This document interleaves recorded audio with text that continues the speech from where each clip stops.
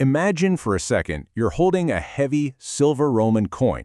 It feels real. It's substantial. It's got the face of an emperor on it, a symbol of the greatest empire the world had ever seen. But what if it's a lie? Today, we're going to unpack how that very empire basically wrote the playbook for financial self-destruction. A playbook that didn't just invent inflation, it led directly to its own ruin. And look, this wasn't some shady, back-alley operation run by criminals. No. This was official state policy, cooked up in the halls of power. The rot that eventually brought the entire Roman Empire to its knees didn't start with barbarian armies at the gates. It was an inside job. It started with a poison that destroyed the single most important thing any empire has: trust. So, how in the world did this happen? That's the big question we're tackling. How did an empire at the absolute peak of its power manage to systematically devalue its own currency into worthlessness, and in the process, create a blueprint for financial disaster that, honestly, echoes to this very day? To really get it, we're going to start by understanding what they had to lose. We'll call that the silver bedrock. Then, we'll pinpoint the exact moment the poison was introduced, the first lie. We'll watch as the sickness spreads, becoming a quick fix for one desperate emperor after another. From there, we'll witness the great collapse it all led to. And finally, we'll look at the modern echo and see how this ancient story casts a pretty long shadow over our own world. Welcome to Capital in Context, where we tell the stories behind the world's most important economic and financial moments. Each video explores a moment in time, a market collapse, a policy decision, or a financial innovation, to explain exactly what happened, why it happened, and how it still shapes your world today. Let's dive in. Before all the rot set in, before the lies and the financial games, the Roman Empire was built on a financial bedrock of pure, trusted silver. For a good long while, it was probably the most stable and reliable economic system the world had ever seen. I mean, you have to appreciate just how good their money was. The cornerstone of the whole system was this coin called the denarius. And under the very first emperor, Augustus, it was 98% pure silver. This wasn't just some token. Its value was real. It was intrinsic. Because of that purity, it basically became the world's first reserve currency, the invisible glue that let a merchant in Britain do business seamlessly with a farmer in Egypt. And this stability wasn't just some abstract thing for economists to talk about. It had a profound impact on the life of your average Roman. A skilled craftsman could earn his one denarius for a day's work and know with total certainty what it would buy tomorrow, next month, or even next year. That predictability, that's what lets people save and plan and build. It was the very foundation of a prosperous society. But that foundation was about to be tested. And now we get to the moment it all started to go wrong, the fatal turning point. The pressure on the imperial treasury was just becoming immense, completely unsustainable. This fiscal squeeze forced the emperors into a really sinister choice, a choice between doing what's right for the economy and doing what's necessary for their own political survival. Here was the fundamental problem. On one hand, you've got this massive army, nearly 500,000 men, gobbling up a staggering 70% of the entire budget. But on the other hand, your revenue is shrinking. The best silver mines were running dry, and the tax base wasn't growing. And unlike today, Rome couldn't just issue bonds and go into debt. They were limited by the physical amount of silver they had. Something had to break. The breaking point came in 64 AD, under Emperor Nero. The Great Fire of Rome had just devastated the capital, so he's facing this insane rebuilding bill, on top of fighting an expensive war. The treasury was empty. He didn't have the silver. So he chose the one option that seemed easy, the path of least resistance. He decided to cheat. It was a seemingly tiny change, right? Just a 5% reduction in silver, mixing in a little cheap copper. To the naked eye, the coin looked exactly the same. Most people probably didn't even notice. But what Nero did was catastrophic. He broke a sacred trust. He set a fatal precedent. He taught every single emperor who came after him a very dangerous lesson.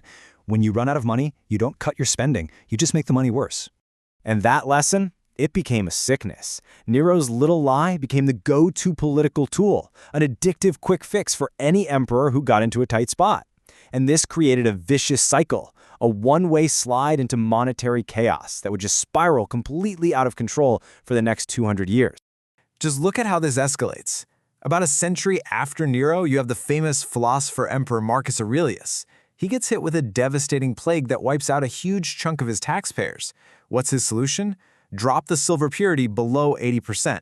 A generation after that, the military strongman Septimius Severus lives by a simple motto: enrich the soldiers and scorn all others. His son, Caracalla, triples military pay, and to afford it, he slashes the silver content down to just 50%.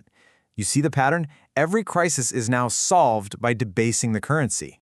This slide shows just how blatant the fraud became. In 215 AD, Caracalla introduced this new coin, the Antonianus.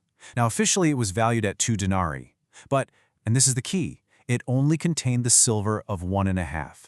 It was a 25% scam from the moment it was minted, a blatant trick designed to stretch the empire's dwindling silver supply. And here's the thing. People aren't stupid. This immediately kicked off a classic economic phenomenon known as Gresham's Law. Citizens figured out right away that the new coins were junk. So what did they do? They started hoarding the old, purer coins and spent the new, debased ones as fast as they possibly could. Bad money was literally driving out the good. And that leads directly to something called the velocity trap. Money stops being a way to store your wealth and becomes a hot potato. Everyone is trying to get rid of it, to dump it for real things, wheat, land, anything, as quickly as they can. And when that happens, when more and more worthless money is chasing the same amount of actual goods, prices for everything just go vertical. This is the birth of hyperinflation. And this is where the story enters its darkest chapter. In what historians now call the crisis of the 3rd century, the entire system just implodes. The currency doesn't just decline, it completely collapses. Welcome to the Age of Rust. I mean, this chart tells the whole horrifying story in just 3 bars. You go from the 98% purity under Augustus to Caracalla's 50% coin, and then the final catastrophic plunge under Emperor Gallienus to just 2% silver. The coin was now just a pathetic lump of bronze with a thin silver wash that would literally rub off in your hand. It was a state-sponsored fake. And here is the ultimate act of hypocrisy, the thing that just destroys all faith. The Roman government, the same people minting these worthless fakes, demanded that its citizens pay their taxes in the old pure silver coins, or in solid gold. But when it came time to pay its own bills, like the soldiers' salaries, it paid them in the worthless new bronze fakes. Public faith in the system was completely and irreversibly shattered. So in 301 AD, the Emperor Diocletian tried to stop this hyperinflation with brute force. He issued his famous Edict of Maximum Prices. It set legal price caps on, well, everything, with the penalty for charging more being death. The result? It was a total, predictable disaster. Merchants just stopped selling things at a loss. Goods vanished from the legal markets, which caused mass shortages and an explosion of black markets. It turns out, you can't restore trust at the point of a sword. So, why does any of this ancient history matter today? Because the physics of finance, they haven't changed, and human nature certainly hasn't changed. Rome's story is a powerful, unlearned lesson. It's like a historical mirror, and it reflects our own modern challenges. This really brings us to the core insight of this whole story. Money isn't a physical law like gravity. It's a social contract. It is a shared belief system. And the moment a government starts to systematically cheat its own currency just to pay its bills, the clock on that belief system starts ticking. Does this number look familiar? The Roman denarius started at 98% purity and fell to almost 0. Well, since the creation of the Federal Reserve back in 1913, the US dollar has lost over 98% of its purchasing power. It's a much slower, more sophisticated version of the exact same process. When trust evaporates, people make what's called a flight to reality. They scramble to move their wealth into hard assets, things that can't be debased. The Romans who survived this crisis financially were the ones who saw it coming. And the empire itself was only saved when Emperor Constantine finally abandoned the worthless silver coins entirely and created a new, stable currency backed by solid gold. He had to go back to real money to restore trust. You know, we remember emperors like Augustus for creating stability, and we hold men like Nero in contempt for destroying it. The math of debasement never changes. The consequences of breaking that trust are eternal. And so this ancient story leaves us with one final and I think urgent question. When future generations look back on our time, how will history judge the guardians of our currency? Thanks for watching. If you found this video interesting, hit subscribe to Capital in Context. Remember, it's not chaos. It's design. You were just never meant to see it.